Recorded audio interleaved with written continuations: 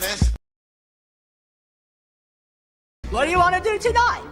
The same thing we do every night, Pinky. Try to take over the world. The Pinky and the Brain.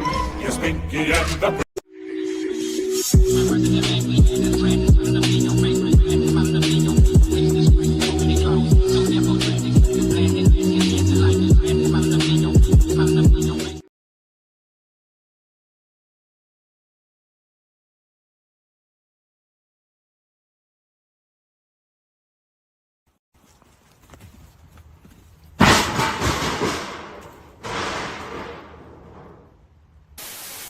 Black Air Force Energy.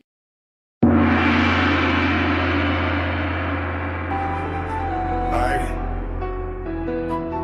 This right here be future. Come around wrong, we gon' shoot you. It's all respect, I restored my pension, now I'm glowing like a lamp. We the village, we the camp, we go hard, yes I stamp this beat, that vision view, flow as we move, and we work, make it shake, bake the cake, he needs some milk and cornflakes. I'm on, but I'm not Drake, I'm Camaro, never fake, Mr. 7 still trucking, while the haters still bucking, I be on my way to something, while you lame be on nothing, y'all be bluffing, I'm the flame, I'm the heat, I'm the sizzle in the oven. Me, I clean my plate every time that I'm grubbing. Wipe the gravy with my biscuits, so take a look before you miss it.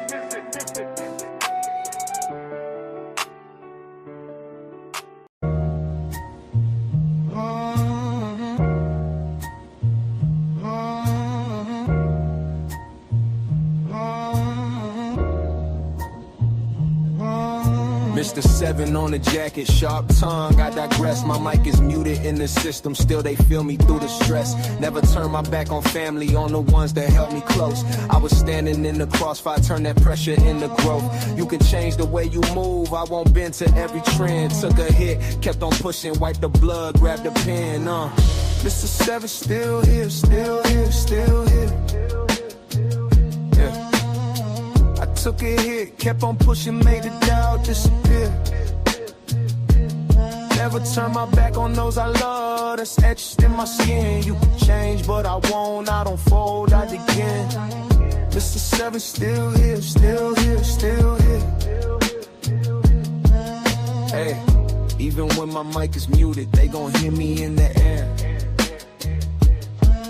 Peace sign up, that salute. Third eye, why that view? I was quiet in the room, but my scars all spoke the truth. Did the dirt, did the healing, now I'm guarding what I earned. Every lesson in the ashes, every bridge that had to burn. You can chase a quick image, I just chase a clearer mind. I don't grow into pretending, I grow solid over time, yeah. Mr. 7 still here, still here, still here. Took a hit, kept on pushing, made the doubt disappear. Never turn my back on those I love, that's etched in my skin. You can change, but I won't, I don't fold, I begin. Mr. 7 still here, still here, still here. Even when my mic is muted, they gon' feel me when it's clear.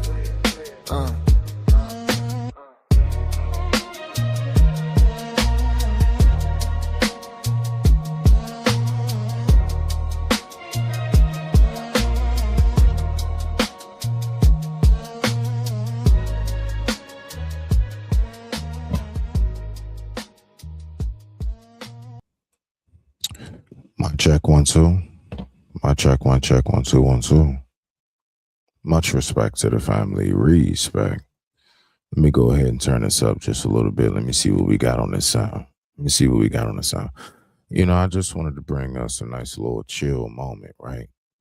I want to do something again, you know, that I typically do not do, right? So, but like in a nice little chill, cool way. So I figured, you know what? It's so much in my life, you know what I mean? Like I know, you know, it's some things I can share with you guys, right?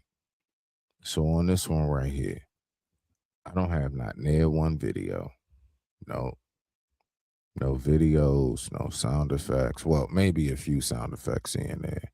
Like, for example, I would like to go ahead and give myself one of these right here. All right, if ain't nobody else gonna do it, I'm gonna get myself one of these. One more again for the win. One more again for the host. All right.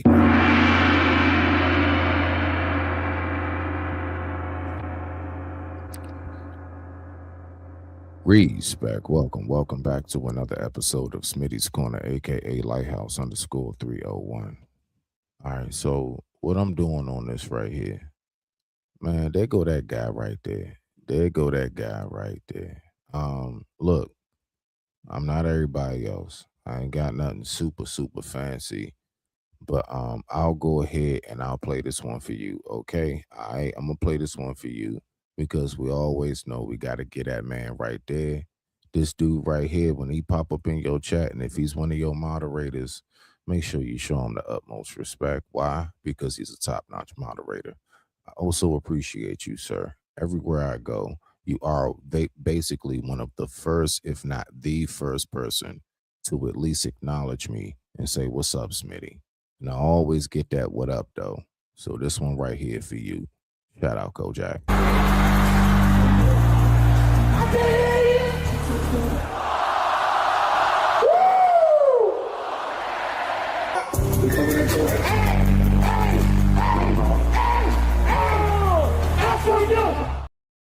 And I don't give a fuck, and that's what it is. Everybody getting shot.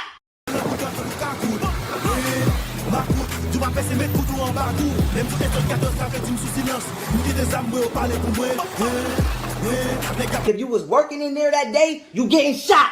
I don't give a fuck. It is what it is. So you can keep, like I said, keep playing with me. Keep playing with me.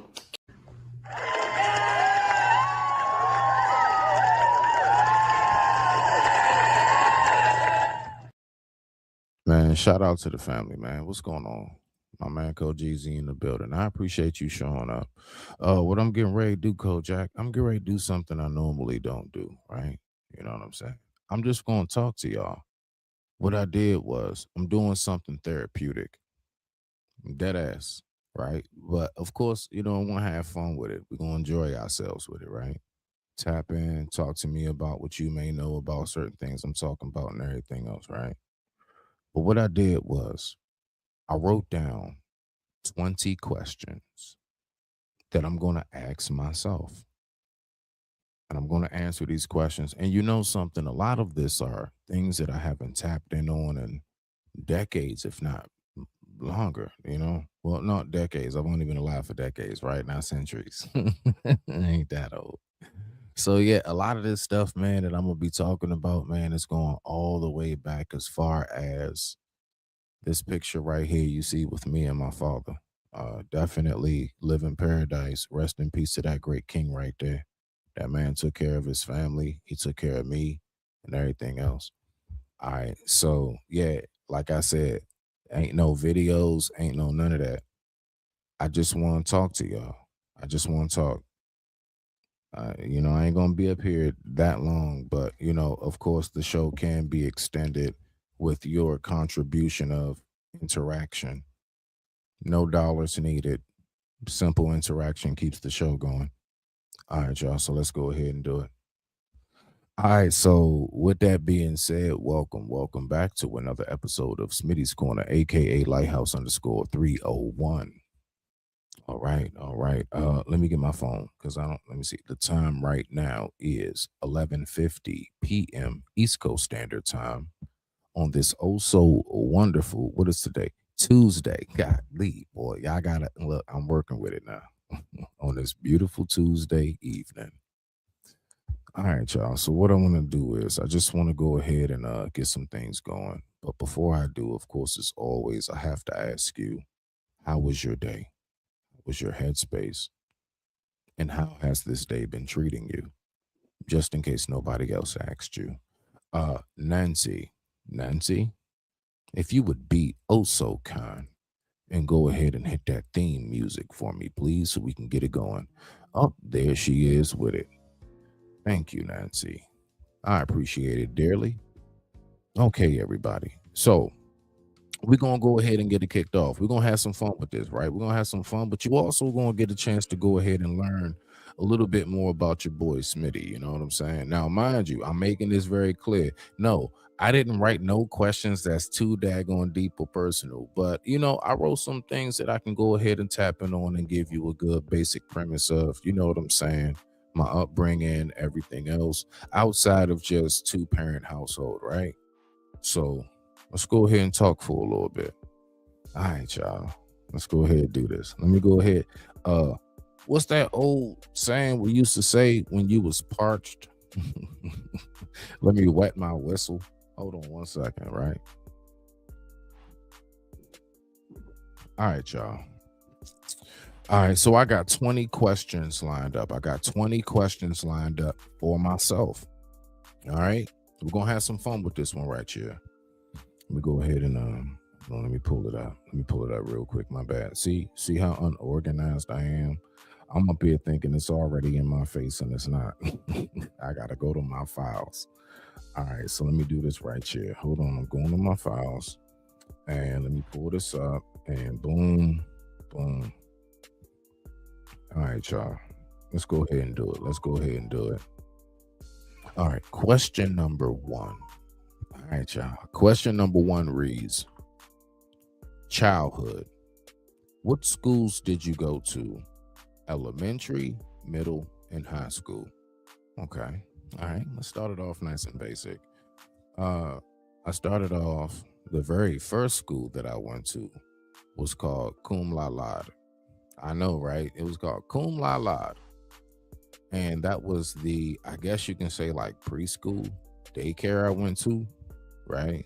So I went to like a daycare preschool. It was located in Adelphi, Maryland, Prince George's County. All right. Then from there, I went to Adelphi Elementary. You know what's so crazy? I can right now, you know what's so wild? I can name every last one of my teachers. The only one I get tripped up on is middle school because it was so many of them. All right, so bet. I went to Adelphi Elementary. That's located in PG County, Maryland. All right. It was right off of Riggs and Meserat. There we go. Riggs and Meserat Road, Adelphi Elementary School. First grade, Miss Goodnight. Second grade, Mr. Hoffman. Everybody remembers Mr. Hoffman. That was the dopest damn teacher. Nah, I can't say that because we had Miss Zeller. Anyway, we're going to get there. All right. First grade, Miss Goodnight. Second grade, Mr. Hoffman.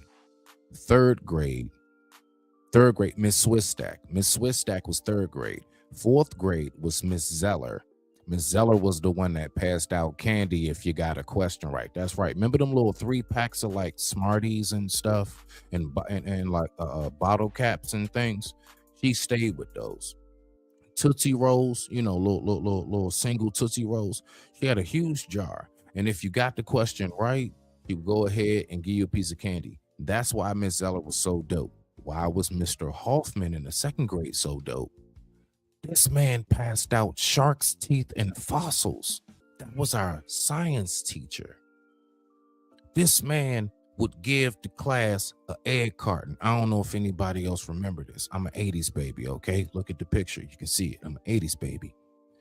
And Mr. Hoffman would go ahead and he would get everybody in the class a egg carton container that was empty, 12 slots. And then he had these buckets at the front of the class, and each bucket was like filled with like a shark's, like all different shark's teeth, different stones. I'm talking about everything from like a from like a jade to an amethyst, topaz. I'm talking about actual. I wish I kept that, man. I had no clue of what I had in my hands at that time. I had no clue. And Mr. Hoffman was so dope, man. Mr. Hoffman was dope. So let's start over. Miss Goodnight, first grade. Mr. Hoffman, second grade. Miss Swistak, third grade. Miss Zeller, fourth grade. Miss Ferreira, 5th grade, and Miss McDonald, 6th grade. That was my whole elementary, 1st through 6th. That was at Adelphi Elementary. Then we move on and we get to middle school. I went to MLK Middle School. Now, mind you, I know black people, oh snap, it was violent. No, actually, this is the one location where you hear MLK's name and it was prominent. If you look up Martin Luther King Middle School, located in Beltsville, Maryland, in Prince George's County, Maryland, it is actually a blue ribbon school. It's a blue ribbon. It's like one of those top-notch, you gotta qualify to go there. You gotta qualify to go there if you're not in the area. And people try to send their kids from out of the area to go to that school in particular. At least when I was going there, that's what it was. I don't know if that switched over or not because of the influx of whoever's moved into the location. But when I was going there, blue ribbon school. MLK, Martin Luther King Middle School, located in Beltsville, Maryland, Prince George's County.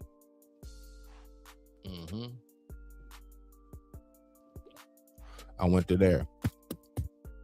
I came to that school right after Clinton came. The year I came, I was in 7th grade.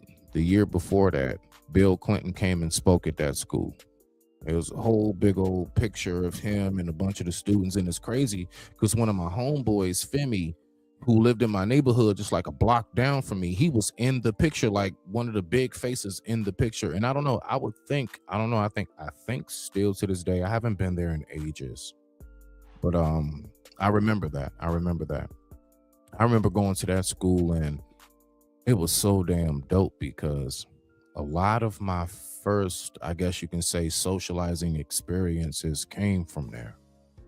I that's where I really got my first taste of like if girls like you or not, and our PE tests and stuff like that. The athletic and things and that of that nature.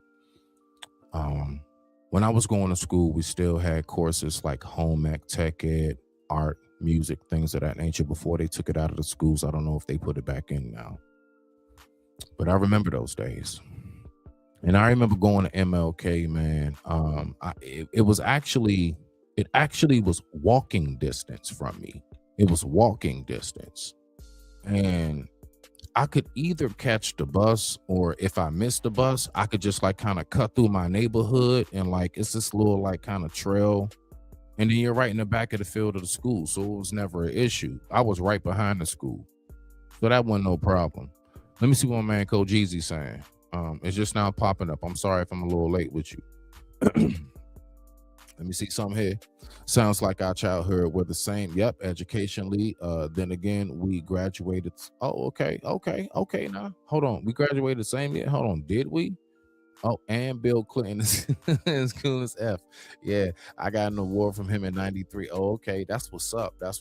Man, hey, yeah. That's what I'm talking about, Kojak. Yeah. That's my man.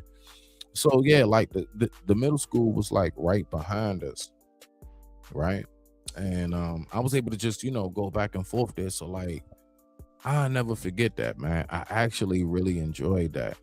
I had my moments and stuff, but something, I didn't really have too many issues in school. I ain't really never get picked on like that or anything like that. I just really was kind of one of those quiet ones that stayed to himself.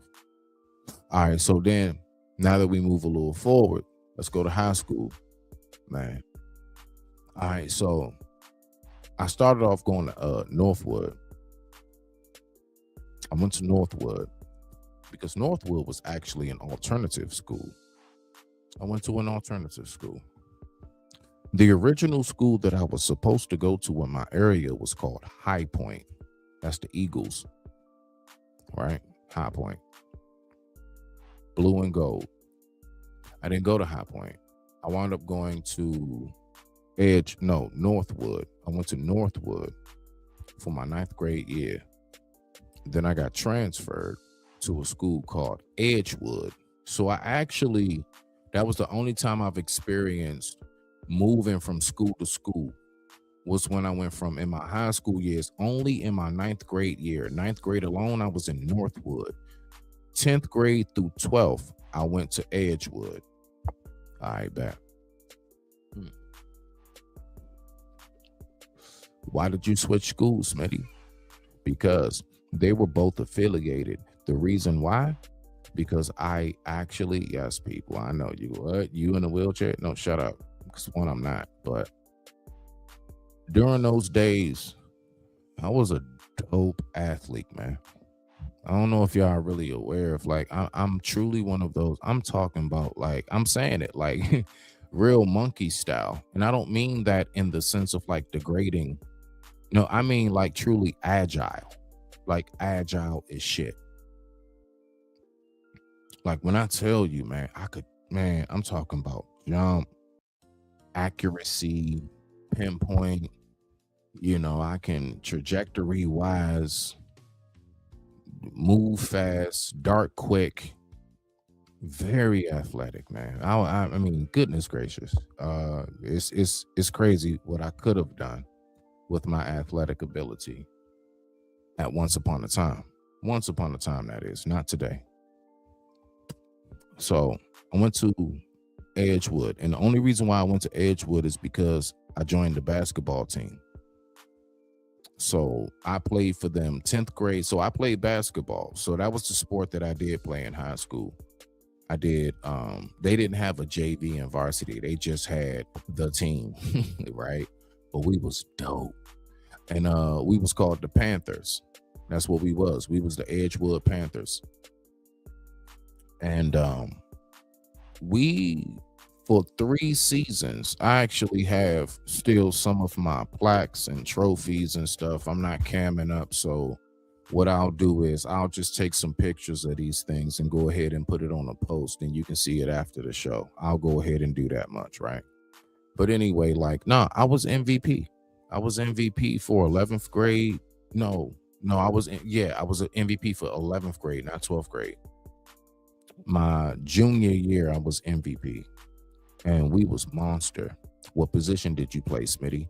I played 2 positions. I actually used to counter between power forward and small forward. So I was like basically, no. I'm sorry.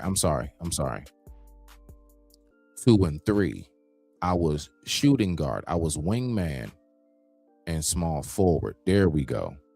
There was a time or two when we had an incident where somebody was injured, and only reason why they put me in the position of power forward is because I could jump and I can move, and I was strong down low and I can box out good.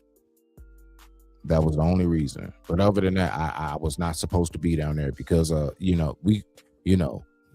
them boys was big back when I was playing, and I know they still big now, you know what I'm saying? But yeah, like I still come from them days when we was playing folks that really had some size on them.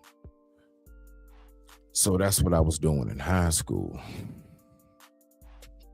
Man, oh man, oh man. I remember those days in high school. Back during the days in high school, I used to come home. Let me see. I was listening to Bone Thugs and Harmony. Back then, I was listening to Devin the Dude. I'm just giving y'all a nice little, like, when I was on the school bus or when I was around the house, what was Smitty listening to? I was loving Master P, like No Limit. I was loving No Limit. You know what I also played a lot of? Sade. I shit you not. That's my first wife. Don't you play with me. That's my first wife. I am a Sade fanatic, bro. I'm trying, but back in the day, that is, you know what I'm saying? Like, man, when I tell you her music is like, I don't know, it was just something about it that just always reminded, because you know something, her voice and my mom's voice are very quite similar, actually. And I don't mean singing, like just like the tone and the pitch in which they talk.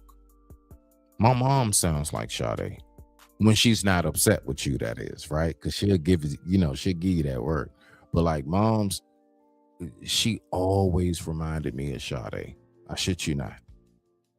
And I think it was a connection as to like why I loved her music so much, because it always felt so comforting. And that is exactly what my mother, this woman, used to do. And I only say used to in the sense of when I was a child. I'm a grown man now, right? It's not her job no more. So I mean, you know, I remember those days, man. When I was in high school, I remember my first girlfriend. She was a Dominican chick. She was Dominican. Her name was Dorcas. Her name was Dorcas. She was Dominican. Her name was Dorcas Duncan. Yeah, that was my first girlfriend. But she was cute as ever. She was a Dominican, you know, like cutie, brownie, you know what I'm saying? Dominican. And I remember those days. And we broke up because she wound up cheating on me for another dude that was on the basketball team, and I was mad as shit. I was mad as I don't know what. And you know what's crazy? You know what's so crazy? You know what song? I shit you not. I'm going to tell you exactly when all of this was happening. It was exactly when Drew Hill came out with Somebody Sleeping in My Bed. God damn it, Jim. Now, mind you, I'm still a virgin. I ain't slept in the bed yet myself, right? Because I ain't lose my virginity until I was like 20. But I'm just saying, I was heartbroken. Back to Pops. You know, it's just, you know, shout out to my Pops. Live in paradise. You got it, old man. Thank you for your service. Thank you so much for your service. All right, so moving along, right? All right, so question number two. Question number two is favorite shows. Favorite shows growing up. What were my favorite shows? All right, so I'm going to try to nutshell this because it's quite a few. All right, so growing up. All right, so let's start from the childhood.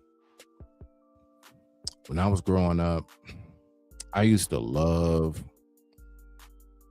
I'm going to be real with you. I'm a He-Man fan. I love He-Man, bro. Like the Masters of the Universe, that was my thing. Shows. You know what's wild? You know what's crazy? I actually used to like shows that I shouldn't have liked. I used to like Get Smart. Then I'll turn right around after watching something like that. Man, I may turn right around and I would watch Biker Mice from Mars. Will never forget that. Yeah, that's right. I'm one of them extra retro people. I used to love that cartoon, Biker Mice from Mars. You know what else I used to like? I used to love, like, I don't know what, DuckTales. I used to love DuckTales like shit, and Darkwing Duck. Then I'll turn right around. You know what else I used to love? And Live in Color. Now I'm just naming things from a chronological order as far as like what I used to watch as I was coming up. Then we get further along, right? I actually used to like this show called Clarissa Explains It All. That was the chick from Clueless. I used to like that show because I used to like Saturday Night Snick. You know what else I used to like? Everything that came on TGIF. That's right. Thank goodness it's Friday. I used to like Hanging with Mr. Cooper. I used to like Family Matters. Who didn't, right? Boy Meets World. And we cannot forget Step by Step. That was my childhood. We move on forward. Then I started getting into my days of I'm into anime. So now I'm into my days of I'm coming home from high school and I'm watching Toonami, 2001, 2002. Well, no. That because I graduated in 2000. So yeah, no. Toonami was after wow, see, that's how old I'm getting. Toonami's after I got out of high school. That's after I got out of high school. So I'm watching Toonami, yeah, around 2001, 2002. But I was watching anime and drawing anime ever since high school. I fell in love with DBZ. I fell in love with what's that called? Fist of the North Star. Fist of the North Star. I fell in love with that.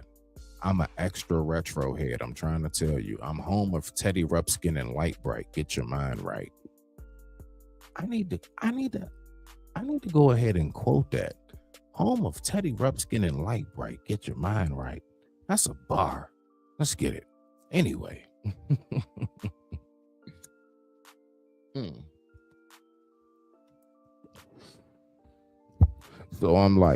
So I'm at that point, right? Yeah, I'm really loving life. I'm loving the shows that I'm watching, man. Because you know something? Oh man, you know what show I used to really like too? The show called Alex Mack. It used to come on Nickelodeon. And again, I'm just telling y'all all the things I used to love and enjoy when I was growing up. But I also used to watch a lot of things that had nothing to do with my time period. Did you know that I also used to watch a show called Green Acres? That's right. Still remember the theme song. Crazy. I actually used to really like to watch I Love Lucy. See, when I was coming home from school, stuff like that, these shows used to still be on. I actually used to watch Sanford and Son. I actually used to watch, of course, get Good Times. And you got to be mindful. I'm an 80s baby. I was born in 82. These shows are all long before me. Then I'll turn right around and watch Pirates of the Dark Water. That's right. See the thing, yeah, I'm gonna take your mind. Anybody who really remembers these days remembers everything I'm saying. That's right, Pirates of the Dark Water.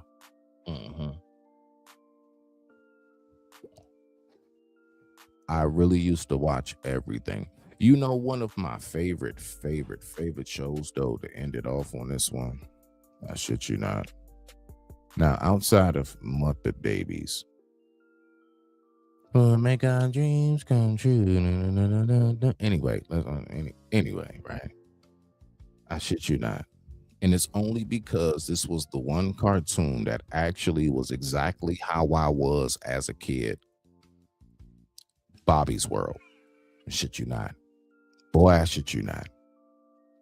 I was that kid. If you told me a story that was scary enough, if anybody remembers Bobby's World, the first thing, right? The first thing that Bobby do, as soon as, I don't care if it's his brother, his mama, don't you know? I don't you know, right? Or his dad or anybody. Soon as they tell him a story, Bobby's mind goes somewhere completely, and that was the whole show. The whole show was Bobby's mind going somewhere that the story had nothing to do with. He had all kind of monsters and creepy shit going on. He's on a big wheel, riding through shit and everything else. And that was me. I was a very, very much so impressionable child growing up. If you told me a story, depending on what it was, I'm visualizing it and I'm literally in real time turning into Bobby's World. I'm trying to tell you, like on some real talk now. Shout out to the boy Bomb. I see you. Okay, now I'm just now getting over here to the chats. My bad, y'all. Yep. Man, good old days. I swear on life. Yes, it was. I used to watch a lot of those shows too. There we go. So you hip. You already know, Coach Jeezy. Well, Smitty, at least your school buildings are still around. And oh, wow. Yeah, that's something. Yeah, you know what? I ain't gonna lie. All three of them are still there. Adelphi Elementary School is still there. There's still kids that go to the same elementary school that I went to almost 30 years ago. There's still kids that go to the middle school I went to, high school, and yeah. But you know, I get it. You know where you was at, Coach Easy. You know that's different, bro. You know, you guys in Detroit were going through something. You know, a lot of people in America honestly never had a chance or ever will experience in such a way that I believe truly those of you guys who made it out of that, I believe it made you so much stronger. What really can anybody tell you after you done made it through what it is that you made it through, going through what it is that you went through in an area like that, where everything's being torn down, opportunities are being snatched away, but you you still keep on striving, you still keep on pushing. Come on now, can't nobody touch that. Can't nobody touch that, Coach Easy. And I'm not just saying that. I mean, like, I get it. I get it. I don't know what you went through, but I get it. Let's go ahead and go to number 3. What were your favorite games? Favorite games growing up? I ain't gonna lie. I was one of them like simple people, dog. Can I be real with y'all? You know what game I used to really love to play growing up? At every cookout, badminton. I love some good old badminton. I swear I love that game. I don't know why. Not tennis, not volleyball, badminton. The perfect in between. That's right. That's right, ladies and gentlemen. If you can't do tennis, you can't do volleyball. Grab yourself badminton. Yeah, I used to love that right there. Also too, growing up, what games did I used to love to play? I'm gonna be real with you. I remember all the games. I mean, I used to play like freeze tag, things of that nature, but honestly, I was more so of one of those people that me and my friends, we used to like make shit up. I'm from the days of make some shit up.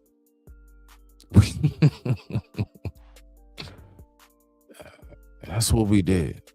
We made up games, bruh. Like, we made up shit to talk about and do. We would maybe watch a show and go out and try to be those characters. So I would say my favorite games for the most part would be just simply my imagination. But if I had to really break it down, I'm gonna be real with you. Anything that consisted of racing. And I'm gonna tell you where it came from. Once again, shows that came long before me. There was an episode on Gumby. I used to watch it because my dad would play it. He turned me on to that because, of course, Gumby is long before me. So I'm watching this one episode where they had a go-kart race. And I don't know why I was so infatuated with it. And ever since then, I've always wanted to just race. I don't care if it's bicycles, cars, Hot Wheels, whatever it is, big wheels, you name it, on foot. That's what turned me on to racing. Ain't that something? Let's go ahead and keep it pushing. What's question number 4? Best friends. Who were your best friends? Ah, man. All right, so that's pretty easy because I was one of those people. I knew everybody and their mama, but I kind of like stayed. I just like stayed to myself type. You know what I'm saying? What you say? Google old class tech Detroit. Yeah. Oh, okay. Google old cast tech. Okay. Oh, all right. I'm gonna do that. That's where you went. Okay, that's your high school. I got you, Coach Jeezy. I'll look it up for you. But what was this question real quick? Hold on. Yeah. Best friends. My best friends were Marcus, Jay, Freddie, Pierre. Marcus, Jay, Freddie, Pierre, Zandy, Brian, and Johnny. That's my elementary days. I get to middle school. My best friends were Dale, Abdul, Dale, Abdul, Marlon, Femi, and Michael. Those were my best friends. Middle school. High school, it thinned out. High school, all of the same people that I've named, I still know them. Now, the elementary friends I told you about, we kind of like broke apart by the time I got to high school. I'm not talking to these people. I don't see them no more. So it's not like they're not my friends anymore. It's just, from people moving, spreading out. This person's here, we're there, so on and so forth. You know how it go. You grow and split up. But I would say in high school, if I was to name it, let me see, in high school, I ain't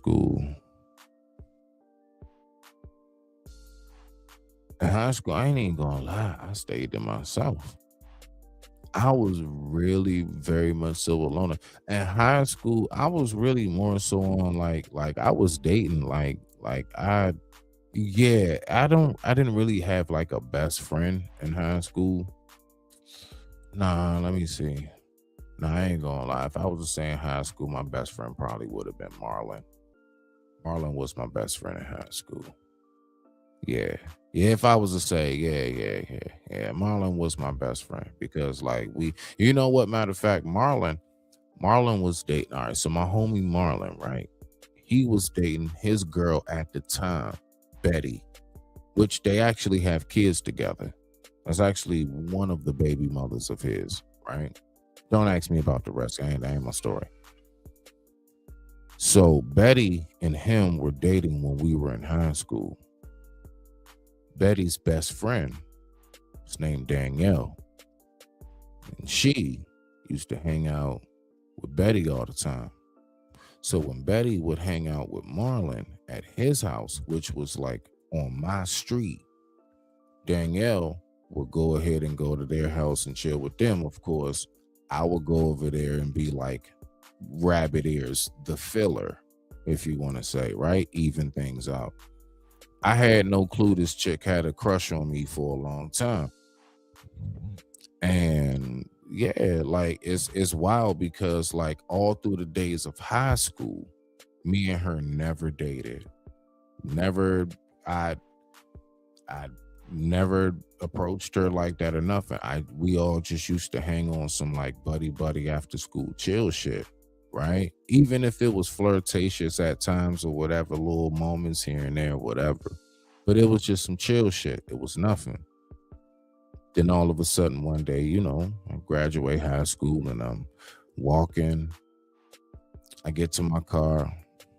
Now I'm driving up the street and I see her and I offer her a ride in my car. And then that's when out of nowhere she tell me, now mind you, I haven't seen her in quite some time. I just so happened to come across her. We ain't, for some reason, now mind you, all those days that I was talking about, that's like 9th, 10th grade. That's like 9th, 10th grade. I don't know, somehow or another for 11th and 12th, I just didn't see her. So that's what I mean by that little space in between. So 11th and 12th grade, I think she switched schools or something, but I ain't see her. Now all of a sudden it's 2 years after graduation. So basically all together, I haven't seen her in 4 years. I come across her and then I get her in my car and then she divulged to me I've always had a crush on you. And that what was supposed to be I'm gonna just drive you home turned into 12 and a half years of a relationship with a kid.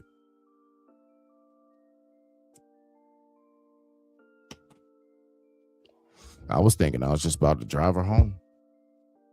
Let's go ahead and get to the next one. All right, number 5. First job. What was my first job? My first job, I was working at Corey's Deli. Corey's Deli was owned by actually one of my friends that I was in middle school with. Not elementary yet, middle school. One of my homies in middle school, dad owned a restaurant. I'm 13 years old. I am not technically legal to work. You have to be 14 in the state of Maryland. So I'm passing out flyers.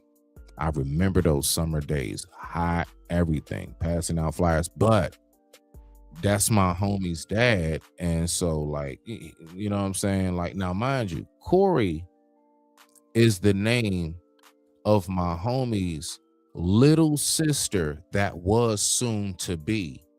So basically, when the dad found out that he was about to have another kid, he named that restaurant after the daughter. So that's why it was called Corey's Deli. That's my that's my homie's little sister name. That's how the name became. So I'm working there. I'm passing out flyers everywhere, all through the neighborhood. And I was really actually doing it. Not no throwing them down the sewer and all that. No, I was really actually putting them on doors and windshields, everything. I was like really doing that. I remember getting back to that place, and he would go ahead every time. He would have like $25. Now, mind you, because I'm technically not supposed to be working, right? So I mean, it's some like under the table shit. He had like $25 for me. But he will also have a big slice of pizza, and it's like 6-inch, like a half of steak and cheese. But I'm talking about, this is like back in the day, like on some, yeah, man. That thing was right. Man, that thing was right. And yeah, out here, I know some people saying, what? He didn't say cheese steak. No, let me help you out. First of all, we don't do American. We do Provi. Okay? Yeah. We breaking all the rules. And we do red peppers, jalapenos. We do lettuce and tomato and onions. Point blank, period. With provolone. That's called a steak and cheese. Okay? I'm saying it. That's how we say it out here in Maryland. It's a steak and cheese, not a cheese steak. Although we do have places that serve their versions of cheese steak, but that's not what we say. Okay, that's the Philly shit. That's what they do in Philly, not here in Maryland. It's called a steak and cheese, and we do Provi, not American. Let's go. All right, just to go ahead and get that out the way. So that was my first job. I was working at Corey's Deli. And that was really like the first start in me really launching off into working in restaurants and stuff. But you know, a lot of my jobs in between there, like I did a lot of jobs like delivery, warehouse and everything. I used to work for UPS. I used to work for UPS in a warehouse, and I was driving and everything else. I used to work for them. You know what I'm saying? Swicer Lane, Laurel, Maryland. I'll never forget.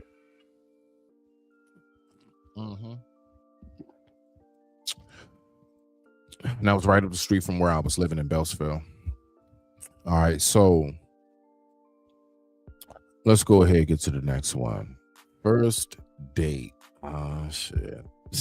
My first date. Can I really count? All right, so look, right? It's kind of hard for me to all right, so look, I got two stories for y'all, only because I don't think one of them really counts. Okay, so look, the very first one was actually with my girlfriend that I told you guys about. Her name was Dorcas. Yeah, but I swear, you know, back in my high school days, she was cute as shit. I'm trying to tell you. So look, I went to her birthday party. All right, so it's the ninth grade. I went to her birthday party, and the birthday party, I shit you not, it was one of those nobody showed up. But I'm gonna tell y'all why. It's not because of like her and then nobody like it. No. It's because of where she lived. See, she lived in the area called 640. She lived around 640 Hobart. So like, you know, back in the day, that was like basically equivalent to going around Old Block or somewhere in Chicago, I guess, or whatever, in like 2015 or 2018 or something. You know what I'm saying? Like, it's just because of where her house was.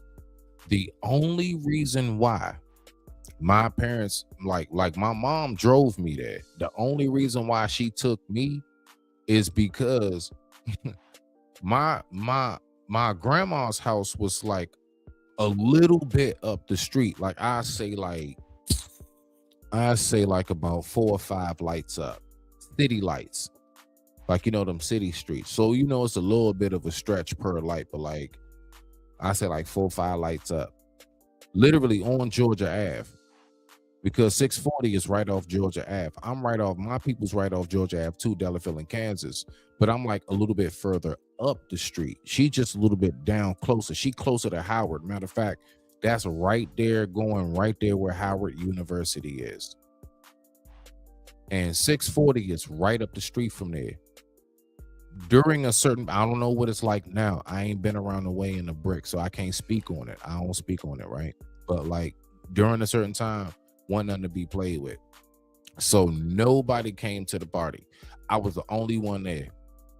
I had no clue. The only what my mother did was she just went on, because my mother drove me.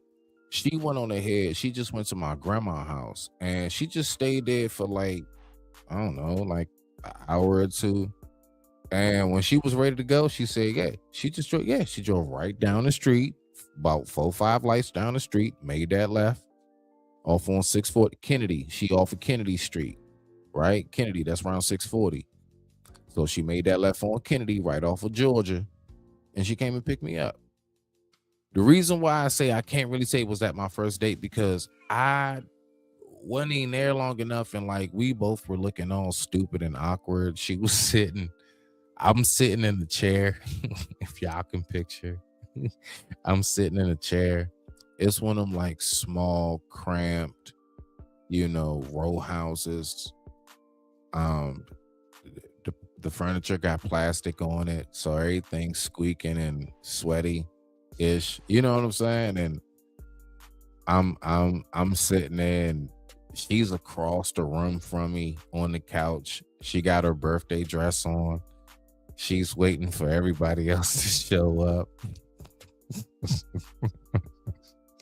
Nobody else showed up. It was just me and her.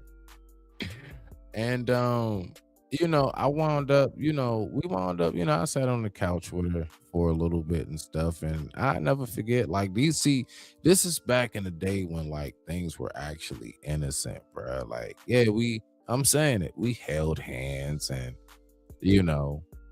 gave each other the little blushy-eyed look and everything. Again, this is my first real girlfriend. I'm only in the 9th grade. I think I'm about 14, 15 years old, right? So, I'm feeling the moment, you know what I'm saying? The boy feeling in the pocket. And this is honestly, I believe, one of those moments where I really learned how to entertain a woman. Even from that moment, because you know why? Nobody else was there. And I was so asphyxiated on her not feeling bad that nobody else was showing up. I just kept talking to her and just trying to make her laugh. And it was working. It was working. Like, I actually was just like, just keeping her company. Like, I was doing everything I can to like keep her mind diverted off of nobody else is here. It's just me and you. And from there, that's where I slowly started to develop, I guess, rabbit ears, what we would call like your own little swag, your own little, like, how do you go about approaching women, right? That's why I tell dudes, it ain't really no certain set method that any man can give you. It's really all about, you need to figure out and develop your own method. I actually really, truly went through these things, man, all the way back as far as there. Yeah, 9th grade, man. I remember that shit. All right, so let's go ahead and get it. So we had the first job, first date. Let me go ahead and check these off. Keep on going. I appreciate everybody tapping that. What the time is right now? The time right now is 12:35 a.m. East Coast Standard Time. And I thank everybody so much for tuning in.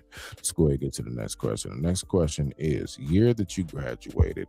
Bull Y2K. That's right. Graduated year 2000. Year 2000. When I graduated, I thought the world was going to end. Everybody told us the world was going to end when I was graduating. So not only was I going through the stress of, do I got enough community hours? I was also going through the stress of, is the world going to be here when I leave off the stage? Are we going to make it through the summer? Nah, I'm dead ass. Like, folks was really asking that question. Like, I can't believe this. So I graduated class of 2000. Class of 2000, man. Yeah. Let's go ahead and get to the next one. What did you want to be growing up? What did I want to be growing up? The very first thing that I actually wanted to be growing up was a stand-up comedian. I wanted to be a comedian. That was the first thing. I'm talking about like elementary school. I say around 5th, 6th grade. I don't know. I just, I found this thing where like me explaining stuff to people in just a normal way, just how I word it, how I verbalize it, especially if I'm being expressive, people would find it humorous. And over time, I just keep on hearing, you should be a comedian. I wanted to be a comedian. Yeah, I'm talking about around elementary school. The second thing that I wanted to do when I was in high school, like I was telling you guys earlier, I was playing wingman. I was playing wingman and small forward. I would play the 2 and the 3 guard. I actually wanted to, try my shots at going to the NBA, but then I realized I'm only 6 feet. Now, of course, we got Muggsy Bogues. I know. And what was my other man? Who was my other man? Muggsy Bogues and shoot. Kojak, if you there, bro, help me out. Who's them 2 short players? Muggsy Bogues and somebody else. You even got the guy Isaiah Thomas, not Isaiah Thomas from our day in Detroit. Isaiah Thomas that used to play for the Boston Celtics, who no longer is in the league. He's actually had a good little run. Anyway, it was Muggsy Bogues and BJ Armstrong. God damn it, Jam. There we go. Nate Robinson. How tall was Nate Robinson? How tall was he? Because I'm thinking about, Muggsy Bogues was short as I don't know what. And who else? BJ Robinson and wasn't BJ Armstrong. Chicago. The dynasty days. He wasn't tall at all either. He was small as shit too. So like I don't know, you know what I'm saying? Maybe I could have been like one of them, but like I'm only 6 feet, like my height, my tallest. I'm 6 feet. I know you tall, Kojak. What's your height? Oh, 5'9"? He's shorter than my pops. Dad's about 5'10". Dad came up to about my eyebrows. He came up to about my eyebrows. My father came up to my eyebrows. So he's about 5'10". Wow, he was shorter than my father. That's crazy. So yeah, okay. So yeah, like, you know what I'm saying? I wanted to go to the NBA, but then I was like, shoosh. But you know what? I had a bad injury. Where, so this is another story right here, you know what I'm saying? Because I'm just giving y'all some more about Smitty's life. Things y'all don't know about me. When I was in the 10th grade, me and my homeboy DJ, rest in peace. I don't know if anybody's seen or heard, as of late recently, I was talking about a good friend of mine that passed away. That's who I'm talking about. My homeboy DJ, David Johnson. That's why his name is DJ. Rest in peace to David Johnson. That's my man. Shout out. Live in paradise on me. Me and him, after school, we would go to this abandoned house. It was a house where the people moved in our neighborhood, but they left the trampoline out back. So it's an abandoned house. So we used to just go to the backyard. There was nobody that lived there. And it was a trampoline, free trampoline. We used to just go there and just jump on it and play, right? It was fun. And so I remember one day we was jumping on the trampoline. And I want y'all to get this vision in your head. I'm jumping real high. And then I go ahead on this one jump, I jump, and then I fold up to like my backside, whatever, and I land and I'm bouncing on my back a few times, and then I land, I'm just laying there on my back. DJ is still jumping. He's still jumping. He jumps and pops so high. Somehow or another, I think my body, somehow or another, the gravity or something, he popped so high, he lost control. I remember seeing him, that like free falling and your hands are like, swinging in the air because you're trying to like, I guess, grab for some shit that's not there. And that's what he was doing. But he comes down and he came smack down on my knee. Came smack down on my knee. I had to go to Laurel Hospital. I went to Laurel Hospital. Now, mind you, he walked me home. We're about, I'd say about 3.5 blocks away from my house. He literally, I'm hopping. He walks me home. Oh, I gotta tell this story. Oh shit, I gotta tell y'all this part. Oh my goodness gracious. Yeah. See, y'all taking me back now. Goodness gracious. Man, I went home and I was I was telling Pops, right? I was telling him something wrong with my leg. Pops told me, he said, "You going to school tomorrow?" Somehow or another, he thought I was just trying to get out of school. Nah, man, my leg was really messed up, right? So look, right? I get up, I go to school the next day. And it was actually basketball tryouts at the time. And what'd he say? No. It wasn't a tryouts. It was like mid-season. So he sent me to school and we had practice. And I could not do nothing. Mind you, I told you I'm playing on a team. And I couldn't do nothing. The school went on ahead and sent me home. It took for the school to send my ass home. But finally, my parents made an appointment to the hospital. Because they was going to keep sending my ass to school. Because I just, it's just the time we come from. It's not about my peoples didn't care or nothing. Like, we come from a tougher days. We do. We come from a days where it's like, look, if you ain't bleeding out your ears, nose, and face, I don't want to hear nothing. You going to school. You know what I'm saying? So they went on ahead, they sent me to school. So they sent me to school and I got sent back home. And when I got sent back home, they went on ahead and set an appointment. Come to find out, I had to get surgery. Now watch this. This is how this gets real deep. I'm 15 years old. I'm at Laurel Hospital. And I do my surgery. I wake up from my surgery. They got my leg wrapped up.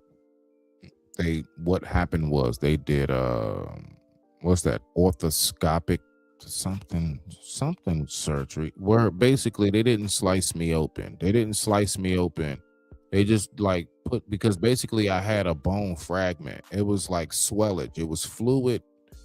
And it was a sharp piece of bone that was floating around in that space. So they had to remove it. So I still got the little cross X in my knee right now. As we speak to this very day, I can still point to it. And they went on ahead. I think it's called orthoscopic surgery. I think it is. I don't know. I think I got the name wrong. I don't know. Anyway, so they did that. I woke up from the surgery. This is a true story. I woke up. I sat up. I'm 15 years old. And I say, yeah, the scope. Yep. Your shoulder. Right. There you go. You know what I'm talking about, Kojak. You know what I'm talking about? Yeah. They don't slice you open. Yeah. It was like they just kind of did like a tube, like suction kind of. Yeah. You know what I'm talking about. So I sit up. And when I sit up, I'll never forget, I said, I'm thirsty. My mother was sitting right in front of me. My father was in the chair to the right of me. Okay. So I want y'all to picture, you got those hospital curtains up. You know how they block it off to get y'all the privacy and everything. Mom is in front of me. My dad is to the right of me. My baby sister, who's young at the time, she's sitting right next to dad. She with dad. I sit up and say, I'm thirsty. I go ahead. They rush me crushed ice. You know, that good old hospital ice that ladies love so much. They rushed me some hospital ice and they went on ahead and gave me a ginger ale. I scarfed the shit out of that ginger ale down. Like because I was like, because you know how they say before surgery, the night before, don't eat or drink nothing after a certain time. So I'm hungry and thirsty as I don't know what, right? I'm dry and everything. So I go ahead and man, I scarf down that ginger ale. My eyes roll back in the back of my head. I fall back. I thought I just passed out. I had no clue. I flatlined. I was gone. I actually, now listen, it's a reason why I just told you. I remember because my mom was in front of me. My father was to the right of me. My sister was sitting next to my father. Keep that in your head. I actually did experience the rising up from the body. I saw my mother run over and rush to me. I flatlined. Because for my age and body weight, they gave me too much anesthesia, which actually I didn't know. And somehow or another, I don't know why my parents didn't know, but I had a lawsuit on my hands. They over-anadosed me. I mean, they over-anesthetized me. I was given too much anesthesia for my body weight and age. They gave me an adult's portion. I was 15 years old at a certain height and weight.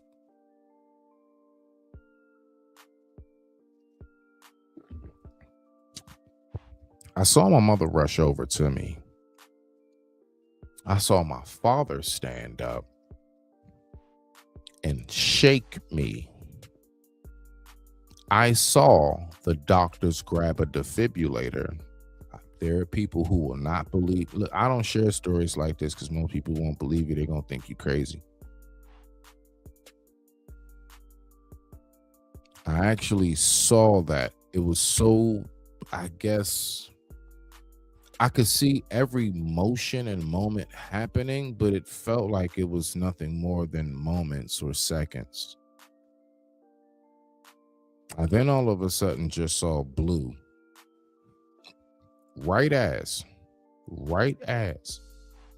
I saw the doctors grabbing excuse me, I'm sorry, I got the hiccups real quick. Right as I saw the doctors grabbing the defibrillator, I saw blue. The closest description I can give you guys is if you were underwater in the ocean, you know, like when they show you depictions of like whales underwater or something, how blue the water is. So I just want you to remove any life or any kind of debris, just like that clear blue.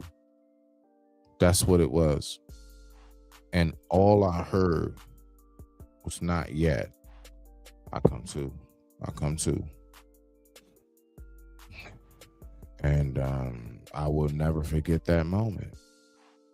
I popped up, and as soon as I sat up again, this is the second time I'm sitting up now, I threw up. I threw up everything I just drank. Vomited. Everything I just drank came right on up. Every last drop of ginger ale. It came up so fast, it was coming out my nose. Yep, it was one of them. It was coming out my nose. You say, yeah, I believe it's something similar happened to me. I remember seeing a very hot nurse, stranding, stranding on top of me, pumping my chest. Wow. See, that's what I'm saying. Like, I like to share stuff like this because, you know, I just like to remind people, like, I'm fully aware, like, I'm not the only one. Like, man, it is so much stuff a lot of us go through. So I like to at least kind of do the best that I can to kind of open up that doorway to let y'all know it's okay. Everywhere not going to be like the type of place that's going to try to like bash you for something that you done been through. But I'm with you on that, Kojak. I just wanted to get that message to the people that's actually listening, not you, because I know you hip, sir. So let's go ahead and keep on going. Yeah, did you graduate? Blah, blah, blah, blah, blah. All right, so let's go ahead and do this. I already did that one. Excuse me. What did you want to be growing up? Yep, I got that. The furthest educational degree. What is my furthest educational degree? Smitty, when people ask me, right? So this is my response to this, right? When people ask me, do you have a degree? I say, yes and no. And then they laugh and like, ha ha ha. He's being funny. What do you mean, yes and no? And then I break it down to him because it's very simple. Yes and no. Yes, I have a degree. I actually have a degree in psychoanalogy therapy, right? Like I wanted to be a psychoanalyst for the most deranged people, like Marilyn Manson's and all of that. Like, serial drillers and all of that. I wanted to be one of the people that went into prisons and talked to folks and that had, but then I learned how really psycho that is, and I couldn't do it. So when people say, do you have a degree? I'm like, yeah, I do, but it's an associate's.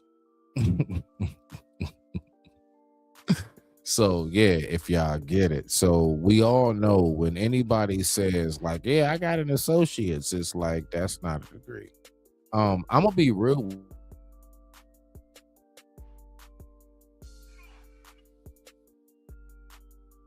with college, serve certification, and I got licensed as a chef, like not a cook, not fast food, no, like yeah, to do the real deal. Even down to doing private chef if I wanted to, right? So I got licensed for that. That was I feel like that was much more of an accomplishment in my life than my associate's degree, which has nothing to do with anything that I'm doing in my life. So again, so when people say, do you have a degree? Yes and no. Yes, I do. It's an associate's degree, which don't mean shit. And it's in the category of life that I don't even use. So it's pointless, right? And that's not to discourage anybody. I don't want nobody to think I'm saying that like, yeah, bump college. No, because my daughter wants to go to college, and if that's what she wants to do, then of course I'm very thankful that I have the means to go ahead and back her. Me and her mother, we have the means to back her in that direction in life if that's what she chooses to do, right? So she's actually graduating this year. Yeah, my daughter's graduating this year. She's 18. This is it. This is my baby's last year of high school.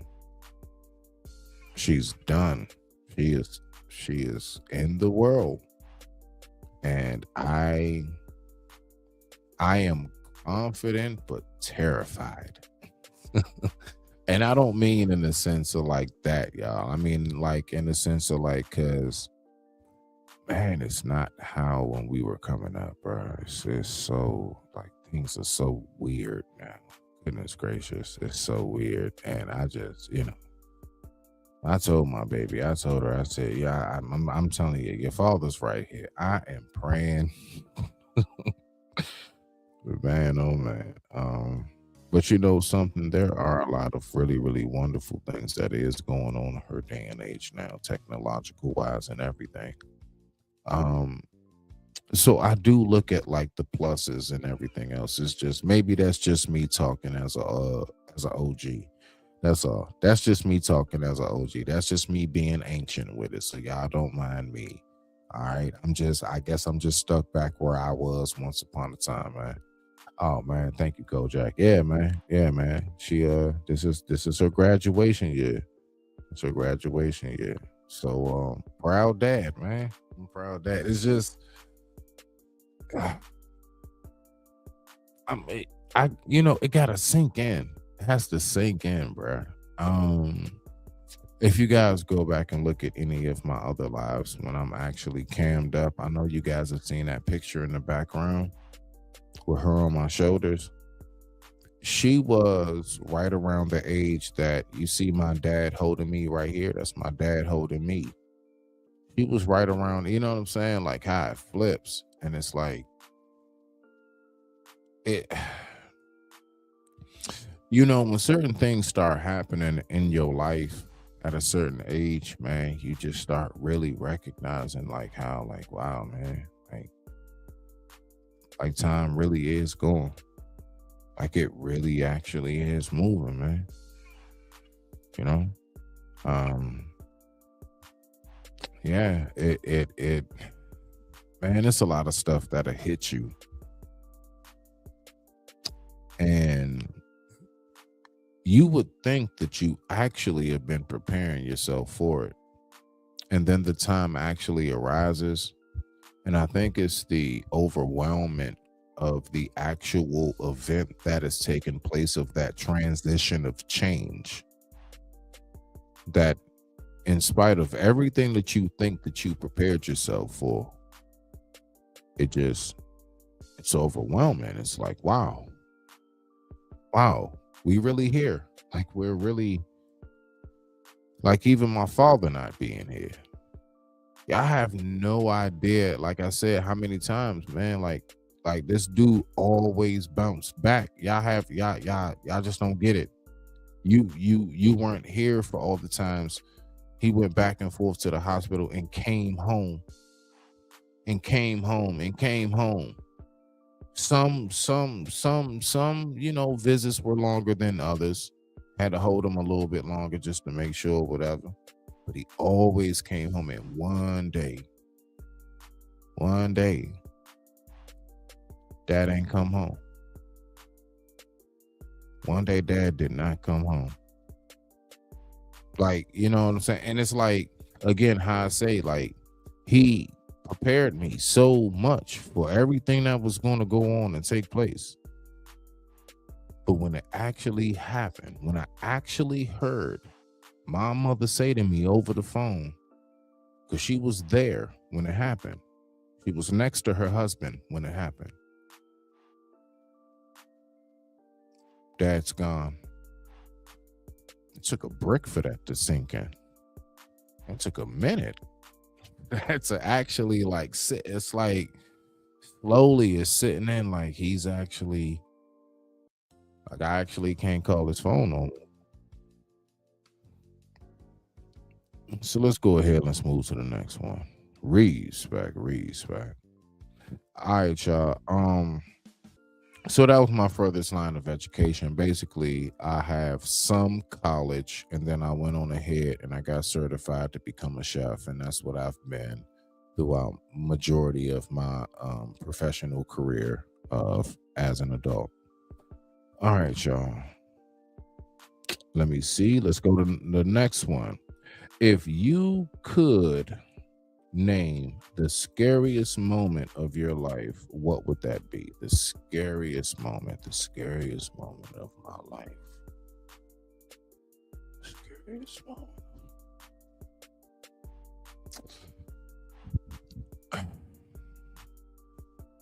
The scariest moment of my life, I'm gonna have to say, I was young, and this is back in my Delphi days. I think I'm about like 10, about like 10 or 11. And I went on ahead and I was going home from my grandma's crib back to my crib. And I remember this van pulled up and skirted off real fast. So I paid it no mind. I went on ahead. It was just something in me. I've always had this, since a young buck, I've always had this just innate spiritual, just kind of innate instinct of get out of there if that's what I need to do, or fight if that's what I need to do. Like, it's like I just know what to do when to do it. So I got up out of there. Me and my friends are coming home from school the very next day. This was the scariest moment I can say in my life. We're walking up Meserat. It's a long stretch. It's like it starts at the very top. It's one traffic light. and then it dips down. I want you to picture like a roller coaster. It dips down. It's just like a long hill. It's a sidewalk. And then it flattens out and straightens, and then it curves back up. So we walk down. We're on the straight part. Soon as we hit that curb up, there's an exit where you can come out the neighborhood. That same van that skirted off on me while I was walking with my friends pulled right back up. The van side door, it was one of those converter vans. You know, the ones, yeah, them, yeah, with the curtains and stuff. The side door slides open, and a dude with a Jason mask pops out and starts running after all of us. Me and every last one of my friends. I don't know why, somehow or another, thank God, we all knew what to do, but we all spread apart. Nobody stayed with nobody. I just knew that by the time I looked back, I was by myself. But I kept running, and I did not stop running. I didn't care how tired I was. I didn't care how much my lungs was burning. I just kept on running. And I finally got in my neighborhood. We had like this little cut, and it's like a little small trail, but then it's like a hole in the fence, because you know that fence that like separate neighborhoods. Y'all know what I'm talking about. So it's like, you know, but you know, you always got that little part, you know, in the cut where it's like we connect the neighborhoods. God dang it. So I went to that little hole where I knew in the fence, and I ran through that hole in the fence, and I went through there. And I went all the way to my apartment. Come to find out, I think about a month later, come to find out, they actually caught the guys that was going around. They were snatching up the youth. There we go. I didn't want to say that word with the KID in it. There we go. Yeah, they was going around snatching up the youth, man. And I had no clue. Me and my friends actually came face to face with these dudes. We actually ran from them after school. They actually waited. They knew the path that the kids took and everything. They were waiting. And they jumped out on me and my friends. I think we were about 5 deep. Now, mind you, remember when you said, who were your best friends back in the day? I'm going to say them names again. This is exactly who was with me. I believe it was like Marcus, Freddie, Pierre, Zandy, Jay. All of us was out there. I know for a fact it was me, Freddie, Pierre, Marcus, and Jay, and Zandy. Because like that was the squad. That was and Brian and Johnny. That was the squad. So that would I would say be the scariest moment. Let's go ahead and get to the next one. What we got?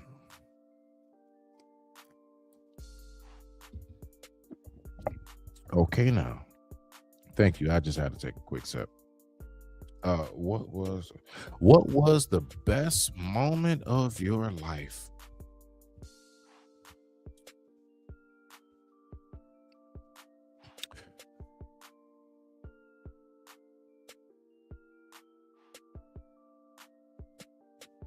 What could I?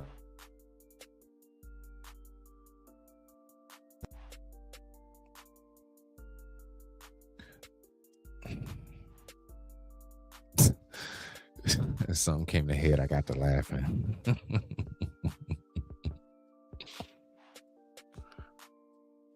I don't have one. I can honestly say, man, out of everything that has been some bullshit, that has been a setback, overall,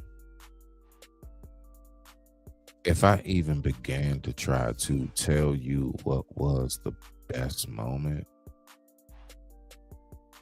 I mean, from an oceanfront view to just seeing the sparkle and twinkle in your daughter's eyes to, you know,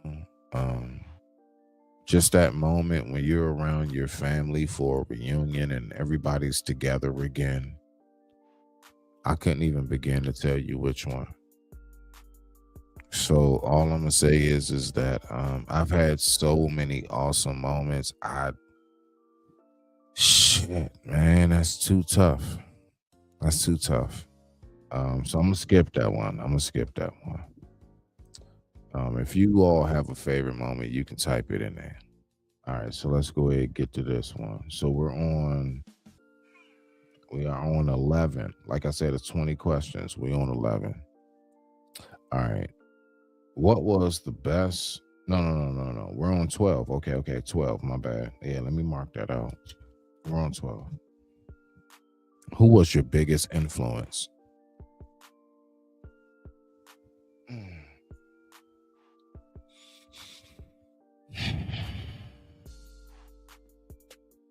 Hands down, my father. I find myself today endlessly quoting little stuff that he always used to say, excuse me. I find myself, looking at his recipes on how he made certain dishes. My father.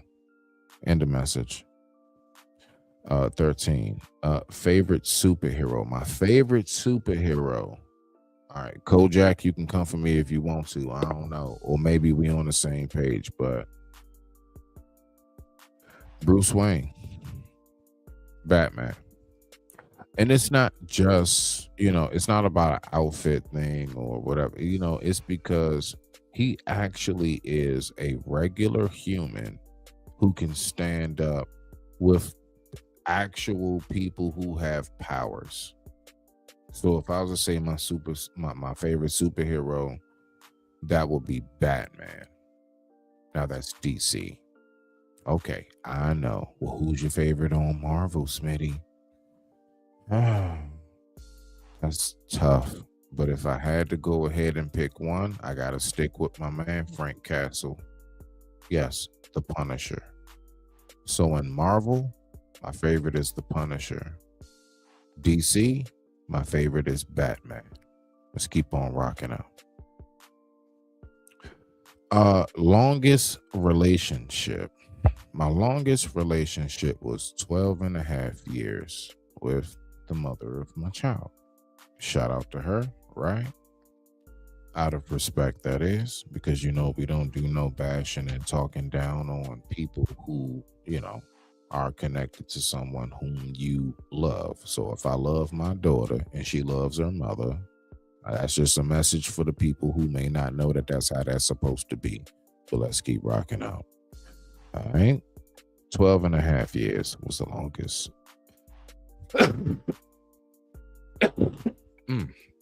Excuse me. 12 and a half years was the longest. All right, so let's get to the next one. At your age, what do you still want to be?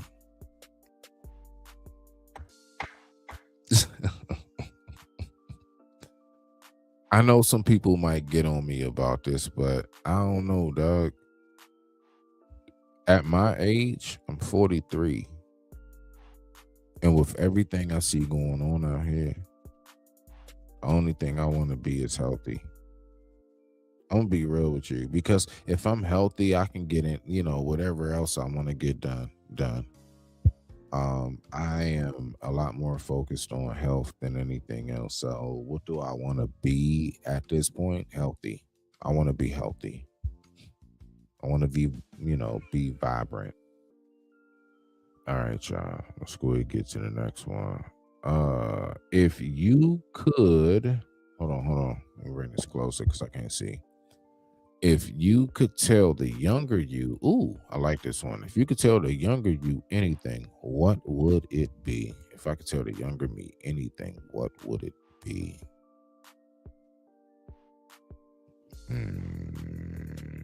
The younger me, what would it be?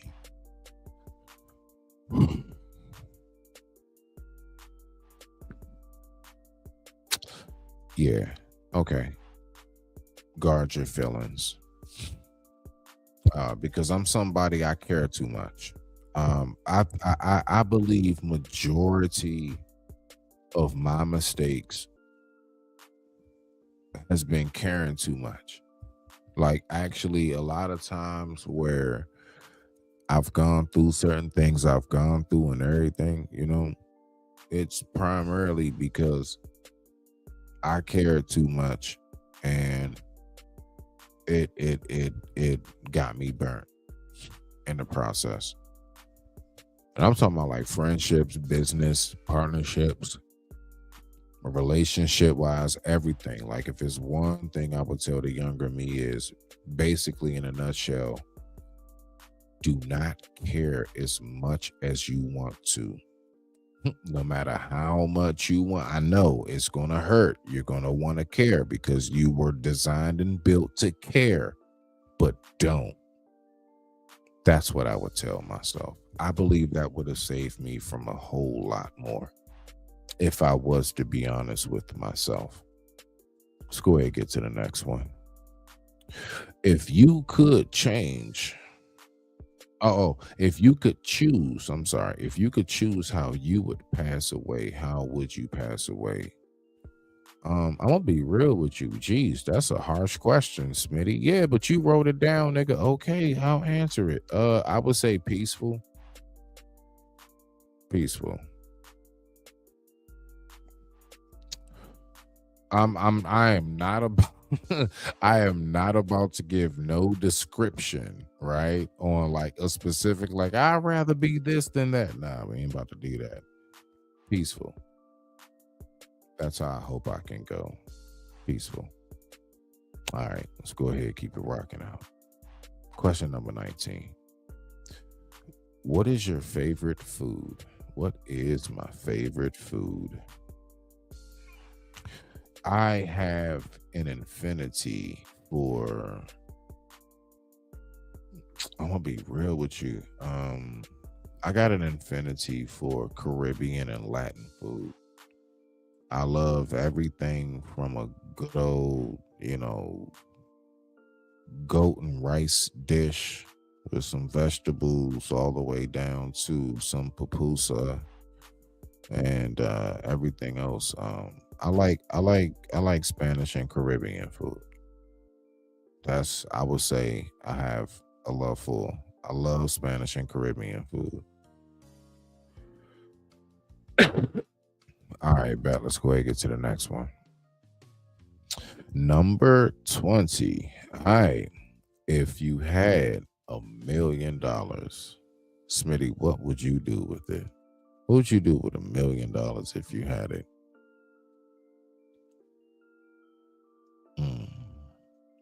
I don't have a whole lot of stuff I owe.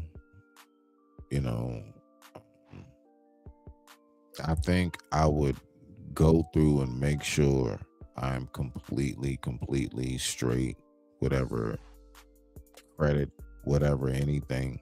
Like, just if it is anything.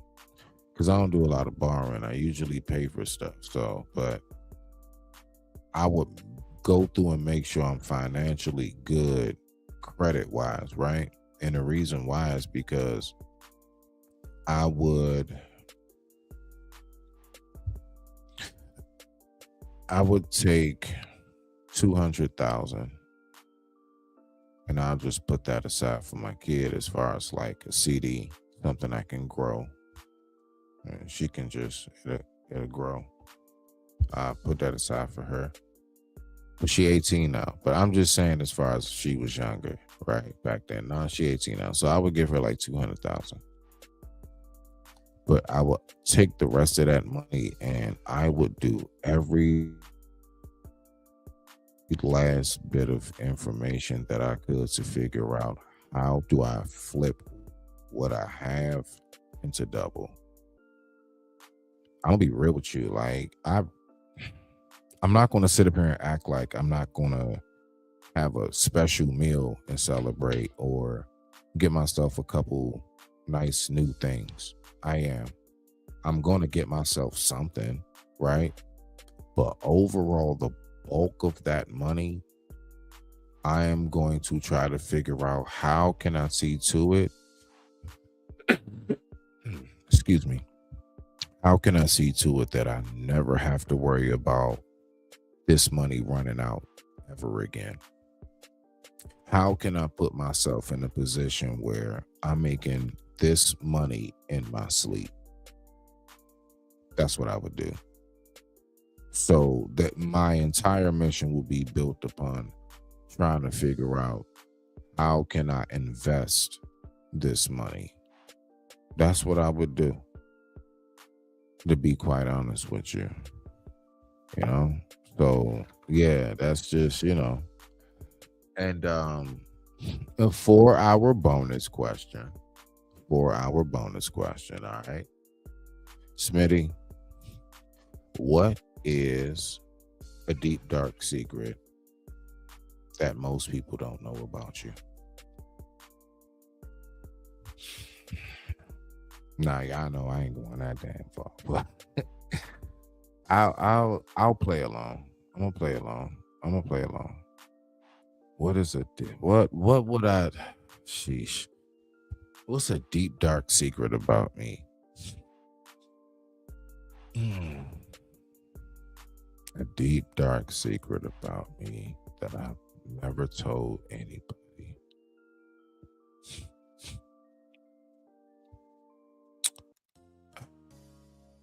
All right, let's go. Because I had to think about it.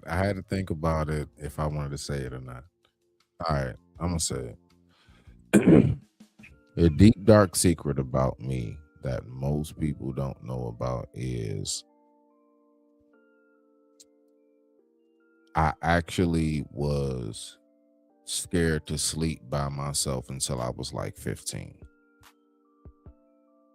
And the reason why is, now I know y'all like this punk ass. Listen, I used to have a hard time. I did sleep by myself at these ages, right? I think I stopped.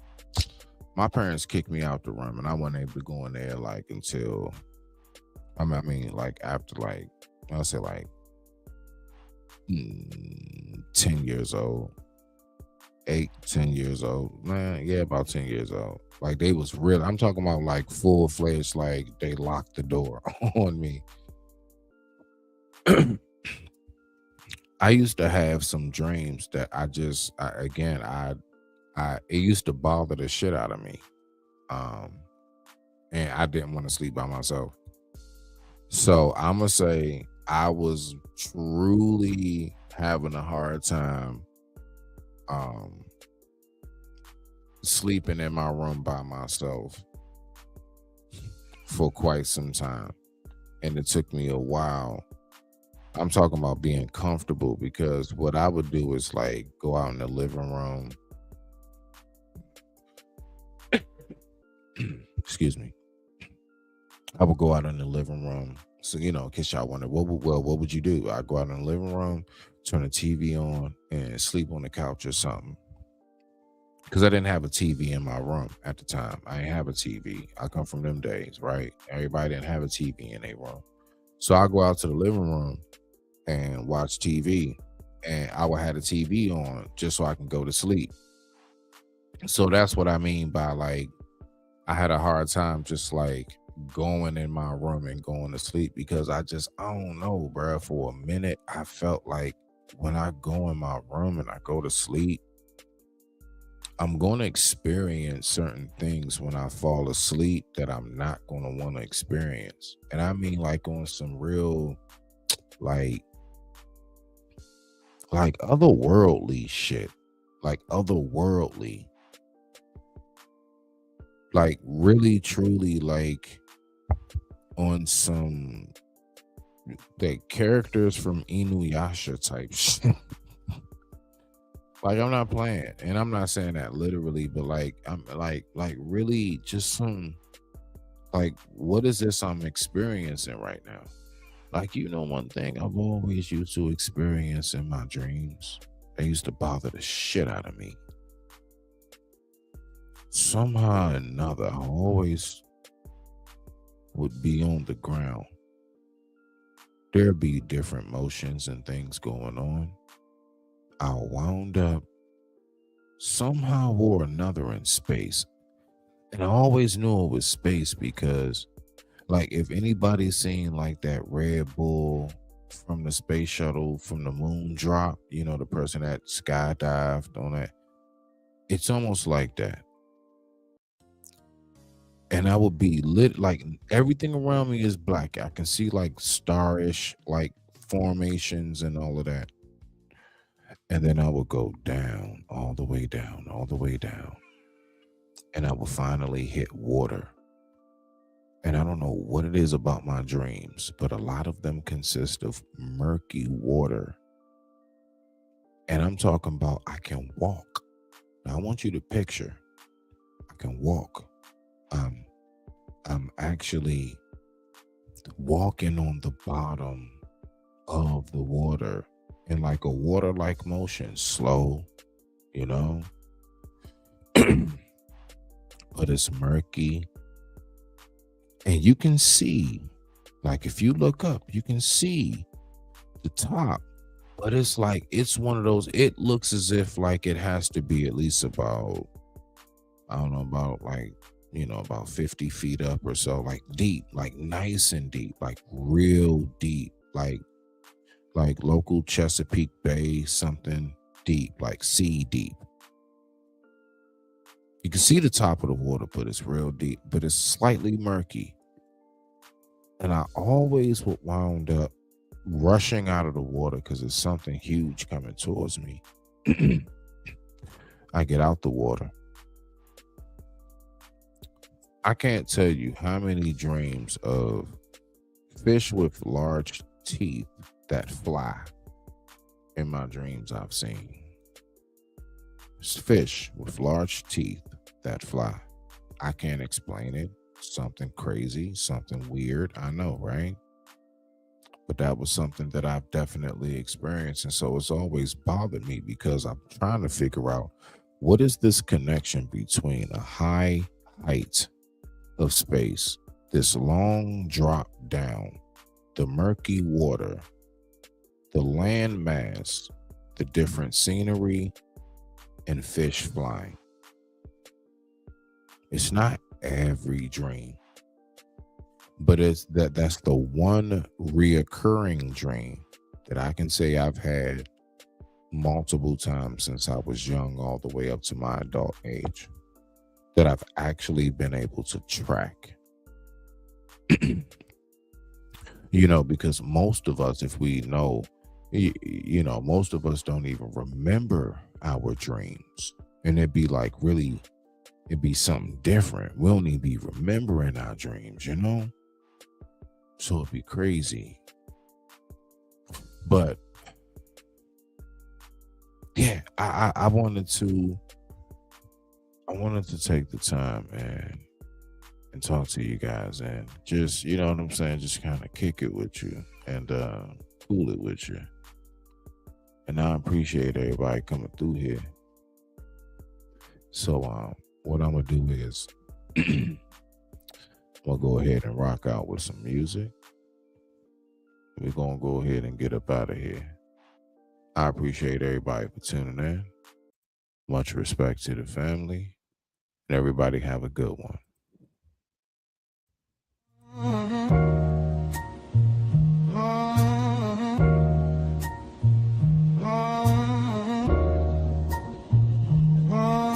Mr. 7 on the jacket, sharp tongue, I digress. My mic is muted in the system, still they feel me through the stress. Never turn my back on family, on the ones that held me close. I was standing in the crossfire, turn that pressure into growth.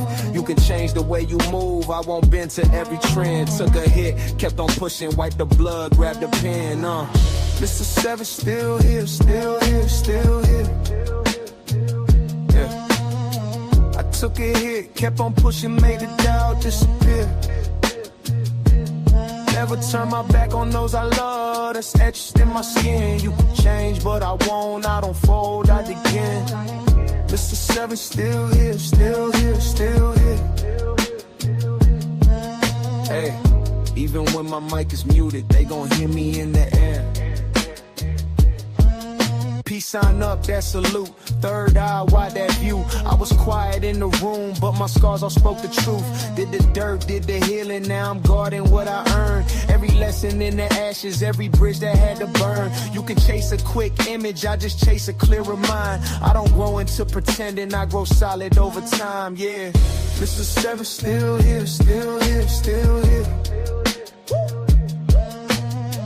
I took a hit, kept on pushing, made the doubt disappear. Never turn my back on those I love, that's etched in my skin. You can change, but I won't, I don't fold out again. Mr. Seven still here, still here, still here. Even when my mic is muted, they gon' feel me when it's clear.